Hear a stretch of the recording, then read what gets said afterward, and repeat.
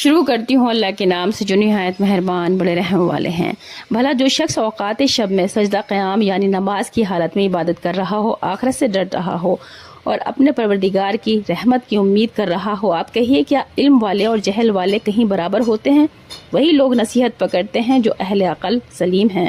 آپ مومنین کو میری طرف سے کہیے کہ اے میرے ایمان والے بندو، تم اپنے پروردگار سے ڈرتے رہو۔ جو لوگ اس دنیا میں نیکی کرتے ہیں ان کے لیے نیک صلہ ہے، اور اللہ کی زمین فراغ ہے، مستقل رہنے والوں کو ان کا صلہ بے شمار ہی ملے گا۔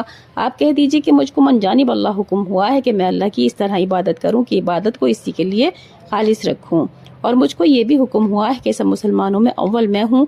آپ یہ بھی کہہ دیجئے کہ اگر بفرض محال میں اپنے رب کا کہنا نہ مانوں تو میں ایک بڑے دن کے عذاب کا اندیشہ رکھتا ہوں۔ آپ کہہ دیجئے کہ میں تو اللہ ہی کی عبادت اس طرح کرتا ہوں کہ اپنی عبادت کو اسی کے لیے خالص رکھتا ہوں، سو خدا کو چھوڑ کر تمہارا دل جس چیز کو چاہے اس کی عبادت کرو۔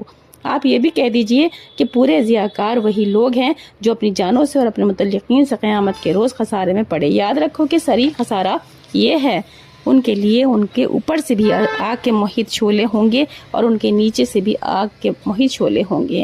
یہ وہی عذاب ہے جس سے اللہ اپنے بندوں کو ڈراتا ہے۔ اے میرے بندوں، مجھ سے یعنی میرے عذاب سے ڈرو، اور جو لوگ شیطان کی عبادت سے بچتے ہیں، مراد غیر اللہ کی عبادت ہے، اور ہمیتاً اللہ کی طرف متوجہ ہوتے ہیں، وہ مستحق خوشخبری سنانے کے ہیں۔